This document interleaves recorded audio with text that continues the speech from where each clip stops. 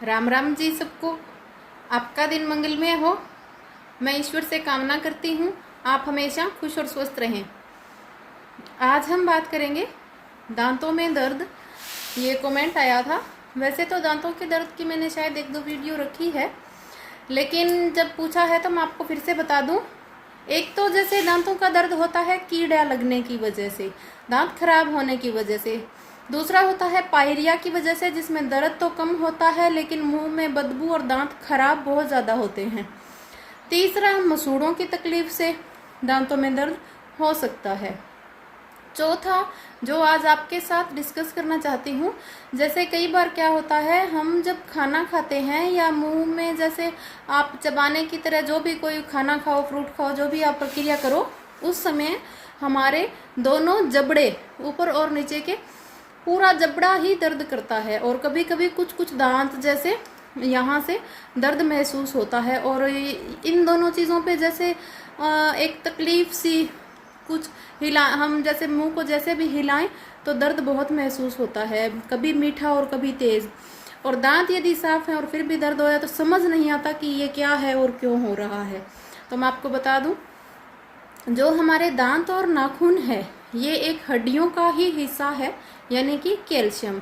अब जो कैल्शियम की कमी होती है वो जरूरी नहीं हमें किसी एक चीज़ से ही पता चले। एक चीज़ यानी शरीर में कमजोरी महसूस होना, या कई बार हल्का फुल्का आप गिरने से ही हड्डियों में दर्द होना, क्रैक होना, जो बोल देते हैं हड्डी उतर जाती है जैसे घुटना कोनी। तो इस चीज़ों से तो हमें अंदाज़ा लग जाता है कि कैल्शियम की कमी है, या इसके बाद हम चेकअप ले लेते हैं।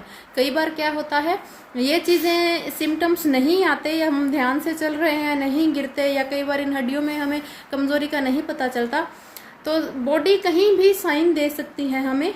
तो ये कैल्शियम की कमी का साइन है। तो इसके लिए एक तो आप कैल्शियम की वीडियो को फॉलो करो, बहुत अच्छा। दूसरा, दांतों के लिए तो यदि स्वस्थ रखने हैं, पायरिया नहीं हो, कीड़े ना लगे, इनके लिए भी वीडियो रखा हुआ, फिर से बता देती हूँ। एक तो छाछ बहुत अच्छी है, सबसे सस्ता घरेलू टिकाऊ उपाय। हम छाछ पीते सभी हैं, लेकिन 3 से 5 मिनट तक मुंह में रख के कुल्ले करने हैं। और आप चाहे ब्रश से या दांतुन से कैसे भी छाछ को मुंह के अंदर रख के पूरे दांतों मसूड़ों की उससे मसाज करें तो आपको बहुत फ़ायदा होगा। दूसरा, एक हमारे जो बुजुर्ग अपनाते थे, सरसों के तेल के कुल्ले करते थे, वो बहुत अच्छा उपाय था। पूरे मुंह की, मसूड़ों की, दांतों की सभी मसाज और गंदगी, कीटाणु सभी के लिए वो बहुत अच्छा है। और बाकी आप मंजन देख ही रहे हैं, लौंग, अमरूद के पत्ते, ये सब मिला के करने से दांतों के लिए बहुत अच्छा है।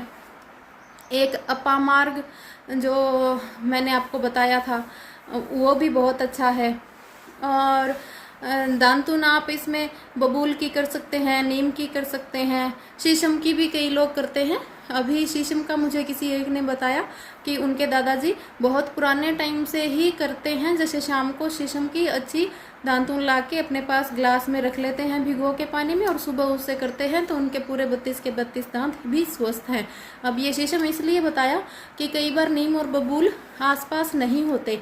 जैसे बबूल का ये पेड़ है, ये हरियाणा और पंजाब में जहाँ धान वगैरह होता है या खुश्क जगह नहीं है तो बहुत कम देखने को मिलते हैं। हमारे राजस्थान में तो भगवान की दया से प्रचुर मात्रा में है, तो उनके लिए शीशम उनके लिए अवेलेबल हो तो वो भी ऑप्शन आप अपना सकते हैं।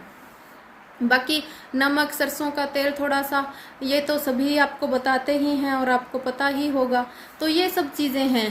तो एक जो सबसे बड़ी बात दांतों के लिए, जब आप बाथरूम करें, फ्रेश हों, हर बार आपको मुंह और दांत पूरे अच्छी तरह दबा के बंद करके करना है। तो इससे दांत कभी खराब नहीं होते। इसमें एक प्रैक्टिकल था, मेरी कोई खास नहीं जी, जो बातें बहुत ही गौर से सुनकर मानते हैं, तो उनको मैंने, उनके जैसे जो ये जाड़ है वो कीड़े की वजह से खोखली हो गई थी, तो मैंने उनको बताया कि ऐसा करने से दांत ठीक हो जाते हैं, इसमें कोई भी खर्चा नहीं है, लेकिन ये कंटिन्यूटी जरूरी है जो हम अपना नहीं पाते, कंटिन्यूस नहीं कर पाते। तो उन्होंने इस बात को इतना अच्छे से पकड़ा कि 3 महीने के अंदर जो जाड़ खोखली हो चुकी थी वो ऑटोमेटिकली नेचुरली मांस से भर गई। तो मुझे बहुत अच्छा लगा, बहुत खुशी हुई कि इन चीज़ों का रिजल्ट है, लेकिन कंटिन्यू करने से, विश्वास से। तो आप करना, लेकिन आप भी करना, लेकिन बच्चों की आप आदत ज़रूर बनाएं। हमारा तो ऐसे है कि 30-40 के बाद आदत बनना थोड़ा मुश्किल हो जाता है, और किसी किसी के तो आधे जाड़ दांत निकल चुके हैं तो वो सोचते हैं अब क्या करना। बाकी आपने सुना होगा माँ का जीवन तो बच्चों के लिए ही होता है, तो बच्चों को तो आप ज़रूर से करें, आप भी सभी करें, बहुत अच्छा।